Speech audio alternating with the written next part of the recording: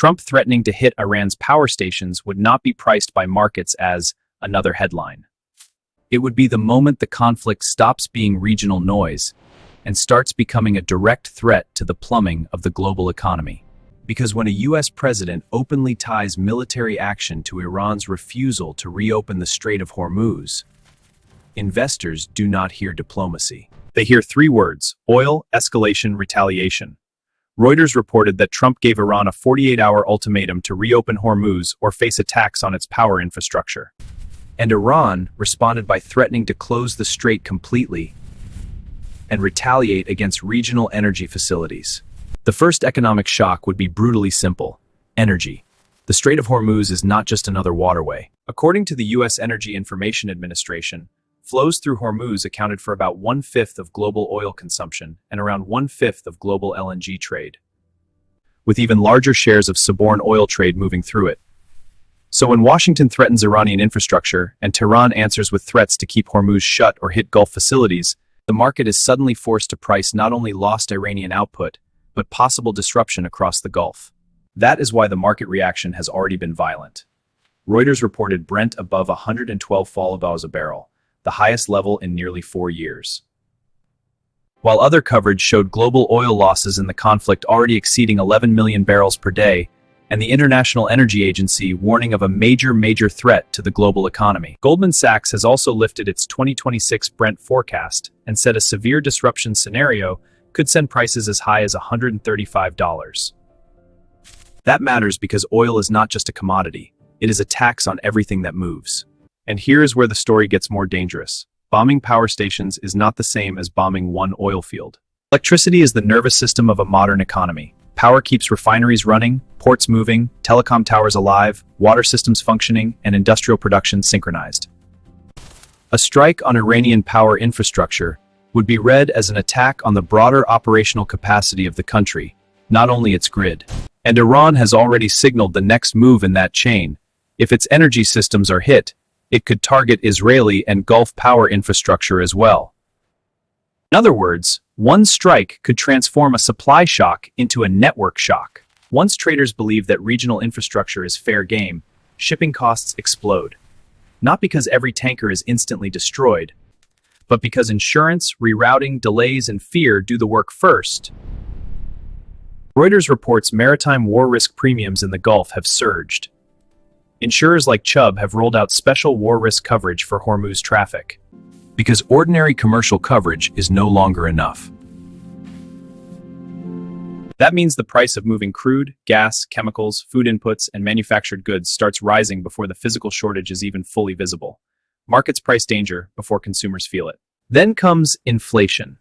And this is the part politicians hate most, because it spreads quietly into ordinary life.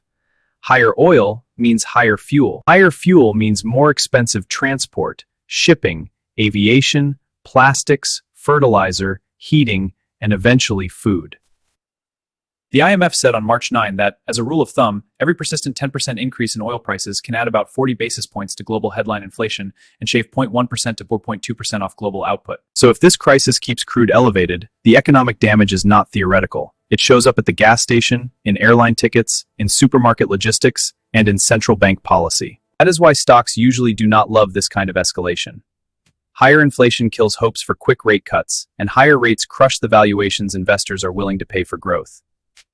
Asian equities dropped sharply, with Japan's Nikkei down 3.5% and South Korea down 5.8%, while Gulf equities also sold off as Iran threatened regional energy and water infrastructure. Investors rotated defensively as oil, jet fuel, and LNG jumped. So the mechanism is brutally clean. Geopolitical shock raises energy prices. Energy prices raise inflation, inflation raises rates, and higher rates hit equities. And one of the most interesting twists is that even traditional safe havens do not behave normally in this environment. You might assume gold automatically surges on war headlines, but Reuters reported gold actually fell sharply as traders shifted from fear of war to fear of inflation and higher rates. That tells you the market is no longer reacting like this is a brief missile scare. It is reacting like this could become a prolonged cost shock. In that environment, cash, the dollar, and selective energy exposure can outperform even assets people normally hide in. The sectors that would feel it first are obvious: airlines, shipping, chemicals, heavy industry, and import-dependent Asian economies. Reuters reported European airlines warning of higher fares and even fuel shortage risks. While United Airlines has already cut some flights as it prepares for oil potentially staying above $100 for years in a bad scenario. At the same time, gasoline cargoes are being rerouted from Europe and the US toward Asia as supply fears intensify. That means the pain would not stay inside the Middle East. It would travel through freight rates, ticket prices, factory margins, and consumer sentiment across the world. And no, the United States would not be magically insulated. Yes, America produces a lot of oil, but Reuters noted that the idea of an American oil shield is already cracking. Because global benchmarks still shape domestic fuel costs, export flows tighten the local market, and rising energy prices bleed into inflation. In a globally priced commodity system, being a major producer does not make you immune to a global supply panic. It just changes the path through which the pain arrives. So the real answer is this. If Trump follows through on threatening Iran's power stations, the economic effect would not have limited to Iran's grid. The market would immediately price a larger war premium into oil, LNG, shipping, insurance, and inflation. Central banks would face renewed pressure, equities would struggle, consumers would pay more, and every business that depends on fuel, transport, or imported inputs would get squeezed. And if Tehran retaliates against Gulf infrastructure or keeps Hormuz constrained, this stops being a temporary geopolitical scare and starts looking like a full-spectrum global energy shock.